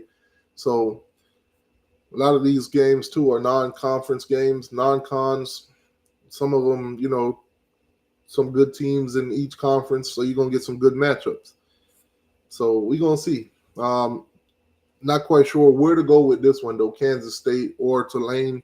If I had to, put a gun to my head and I had to pick, I would take Kansas State for the win. They're ranked. And I don't know much about either one of these teams to, go in depth about them. But we already talked about Pitt, Cincinnati, Baylor versus Utah. Now this should be an interesting game. This is at Utah. Utah's coming into the Big 12 now. Obviously, the Pac-12 is gone. The Pac-12 hasn't dissolved completely. There's only 2 teams in it right now. So Utah will make its debut in the Big 12. So we're going to see how this goes. Utah versus Baylor. Utah's at home. Utah comes into this thing, the number 12 team in the country. Could be an interesting game. We know most Big 12 teams, they play more offense than defense. We know Utah can play some defense, but can their offense, put up points like, Baylor would? So it's going to be interesting to watch. Could be a one-sided game or it could be a shootout. You got Iowa versus Iowa State. Now, Iowa is a 2.5-point favorite. Iowa's ranked. Iowa State's not. Rival game. These are the kind of games I stay away from. I'm just gonna let you guys, do your thing on that one. But I wouldn't know which way to go on that one. Rival games are tough to, predict. So I'll let you guys, do your thing on that one. West Virginia will bounce back this week against U Albany. They're at home, easy win. I think you got Sam Houston versus UCF. UCF at home. UCF, I think, will move on to be 2-0. They'll handle business. There's pretty much nothing to talk about on that one. Cupcake game. UCF will handle business. Another interesting one.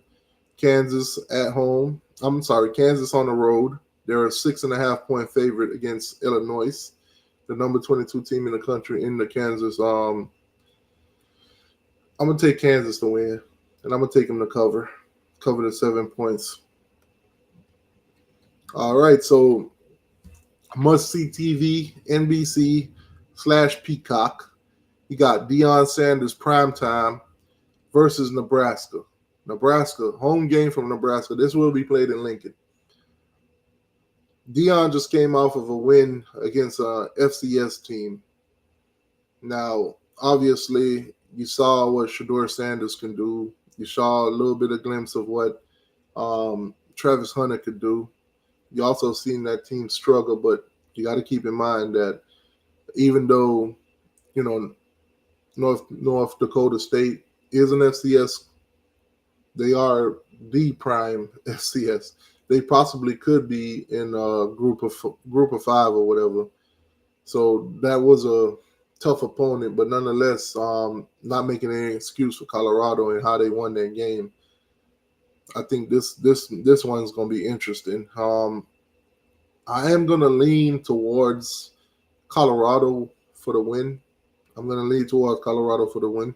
If Nebraska does win this game, I would not be surprised. Obviously, the over and under hasn't come out yet. The spread hasn't come out yet. But it's going to be interesting to see the Colorado bus in 24 go on the road for the first time and see how they come out. If they come out playing anything like they did in that first game, they might lose this game. But we'll wait and see. New staff over there at Nebraska and everything like fairly new. So we're gonna see. Houston versus Oklahoma. Not even gonna hold you on this one. I think Oklahoma win. I think they win big. Houston got crushed in their first week of play. So Oklahoma for the win. Oklahoma win big, in my opinion. TCU versus Long Island University. TCU for the win. TCU wins big. Arizona versus Northern Arizona. Arizona for the win. Arizona win big. Interesting one. Texas Tech versus Washington State. This should be an interesting game. Obviously, Big 12 matchup.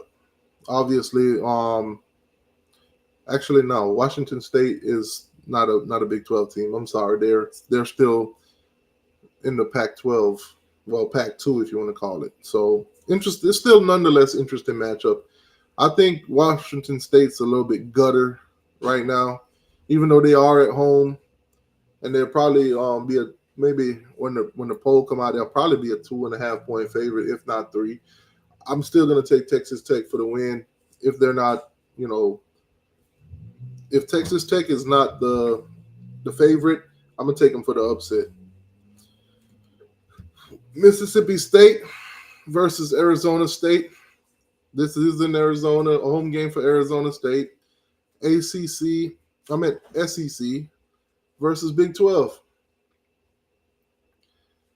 Not quite sure which way to go with this one, so I'm going to leave this one open. We'll probably talk about this a little bit more closer towards the end of the week when the spread come out and, more information's been put out there about this team.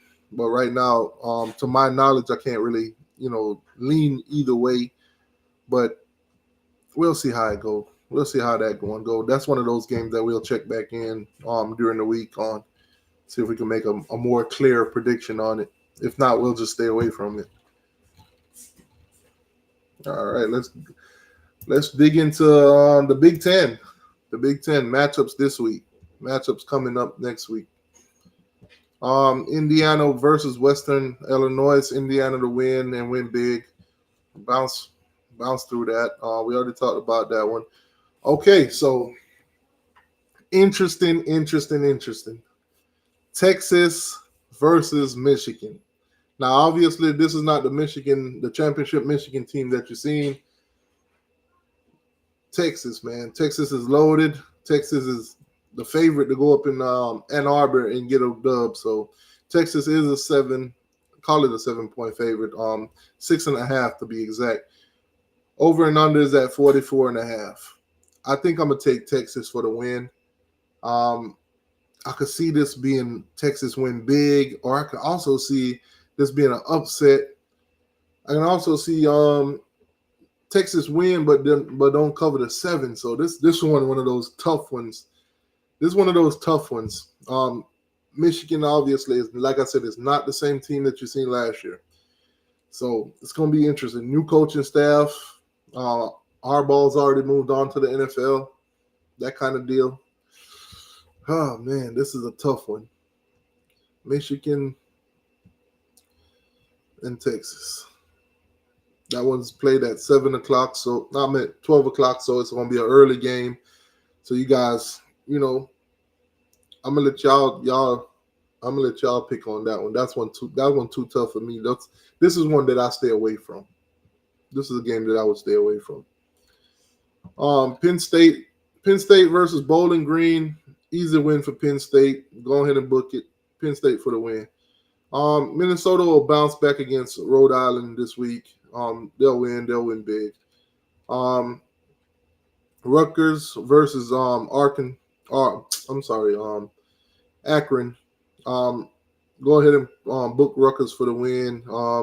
Might be a little bit closer than comfort for them, but they'll win nonetheless. We already talked about that. Oh, another interesting one to watch. You got Michigan State versus Maryland. Maryland won big in their first game. Michigan State struggled against FAU. So this is a home game for Maryland. Michigan State, like I said, new coaching staff. They fired Mel Tucker last season off of some cases, between him and a young lady. So obviously new coaching staff, new operations. I'm gonna take Maryland for the win. Simple fact, they're at home. They're look to be more put together than Michigan State. A lot less drama around the program also too. So we'll keep it moving. Washington, they'll win big against Eastern Washington. Nothing to really see there. Blowout game. Wisconsin versus South Dakota. Tyler Van Dyke's, week this past week opened up. Didn't surprise me at all. Kind of struggled, and I think Wisconsin fans already seen it. I do think that against South Dakota they will get the win, but I think that's an interesting team to watch. Obviously, us Miami Hurricane fans and Tyler Van Dyke, coming from us and going up there, and a lot of the Wisconsin fans are already complaining about Tyler Van Dyke. So I'm definitely going to be interesting to see, but I'll take Wisconsin for the win, but I won't say necessarily they're gonna, blow anybody out. But this could be one of them games, depending on how bad South Dakota is. Obviously, I don't watch South Dakota. I haven't seen the game that they did win, so we'll keep it moving on that one. We'll just take Wisconsin for the win. Not quite sure what the spread is going to be. More than likely, Wisconsin by a lot. Whatever the spread is, if it's a huge amount, I might not even take it. I might stay away from that one. We already talked about that one. Ohio State, they'll beat Western Michigan, beat them by a lot. Nothing to really see there. We talked about Nebraska and Colorado already. Boise State versus Oregon.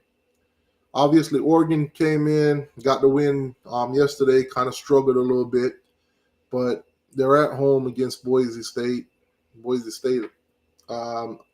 Not quite sure if they got the firepower or the defense to stop Oregon.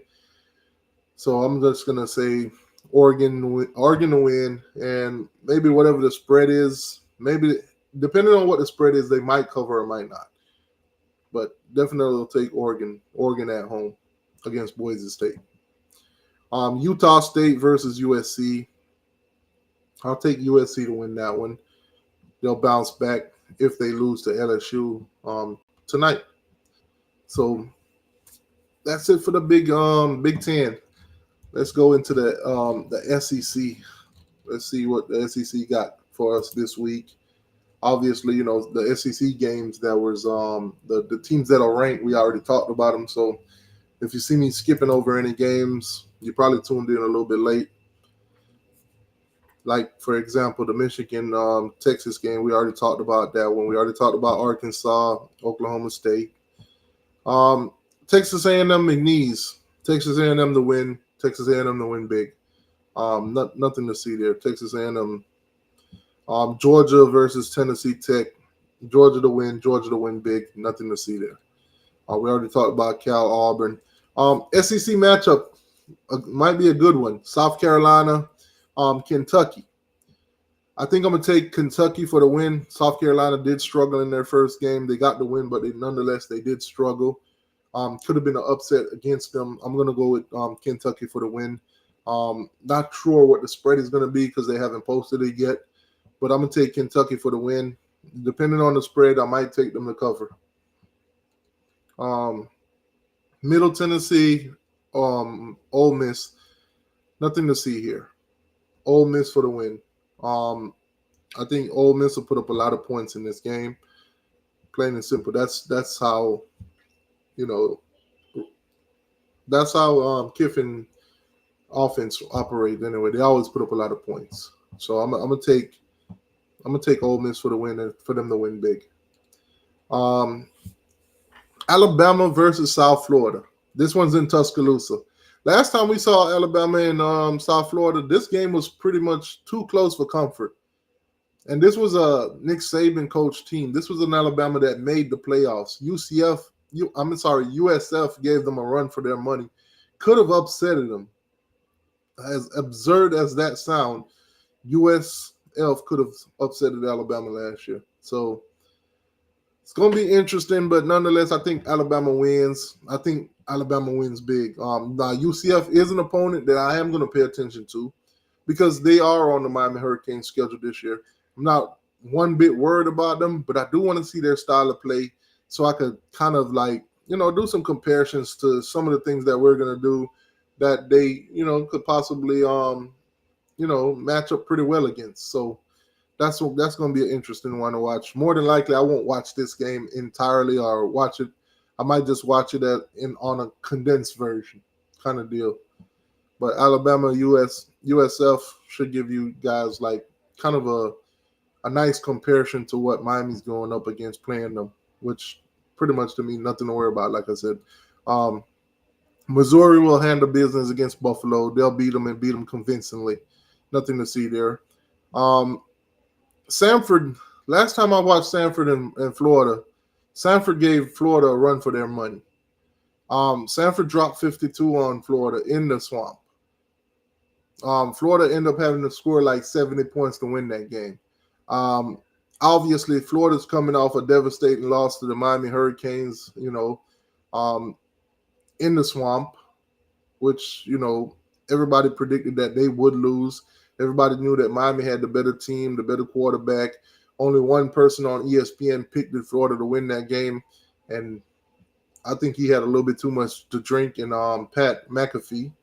So I think this is a bounce back game for Florida. I think they'll win this game. I'm not quite sure who's going to be at quarterback, whether Graham Mertz will be ready for this game. Obviously, he was injured in that Miami game.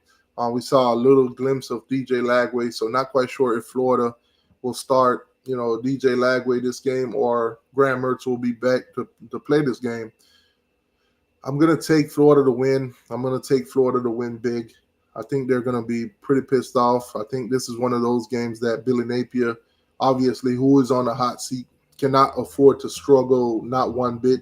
He's got to go out there and dominate from the beginning to the end. Obviously, it's not going to change the fact of what the fans seen when he played a challenging opponent in the Miami Hurricane. But winning this game and dominating it will be a step, in the better direction for him. Basically, you struggle against this game, the fan base might turn. Well, they already turned on him, but it might get a little bit hectic in Gainesville for him and their coaching staff. But I'll take Florida to win and possibly big in that one. I'm not sure Samford is a team that could, oppose the kind of talent that Florida has. Obviously Miami is way different league than Florida and Samford. So that's tough. LSU will handle business against Nichols or whatever you want to call them. Easy win for LSU. Blowout win. Nothing to see there. Tennessee, we already talked about versus NC State. Vanderbilt beat the brakes off. Well, they didn't beat the brakes off them. They went into overtime. But nonetheless, they beat Virginia Tech. They're 1-0. And the next opponent is Alcorn State. They'll handle business. Vanderbilt for the win. Vanderbilt to win and Vanderbilt to win big. I think Virginia Tech was way more challenging than Alcorn State. So I definitely think Vanderbilt for the win. We already talked about Houston, Oklahoma, and we already talked about Mississippi State and Arizona State. So there you have it, folks. Upcoming matchups. Just a little bit of what I've seen so far. Not too much information so far on either of these opponents and teams. Obviously, we're just going into week 2. A lot of cupcake games were played, so you can't really measure teams to the best of your abilities. Some of these teams, it's easier to measure because they're going into, another week of playing cupcake teams. But there should be some interesting matchups to look forward to within all of these conferences. Anyways, man, I appreciate each and every one of y'all for tuning in. Stay tuned. Make sure you hit the like button and subscribe. I will be dropping a lot of videos this week. Obviously, Florida State fans reacting to Miami versus Florida. Of course, the Florida fans reacting to them, obviously getting their, teeth kicked in by Miami. How they feeling about Billy Napier and their whole coaching staff, even their athletic director and the state of the program and everything like that. And of course, most of the fans for the Florida Gators are crying, so we'll make fun of that too. appreciate y'all for tuning in, hitting the like button, subscribing to the channel. For y'all tuning in on Twitter, listening in and hitting the follow button and all of that. Miami fans, go out, enjoy your time. You know, we just beat the brakes off a rival opponent that been running away from us for a long time. So, yeah. Catch you guys another time.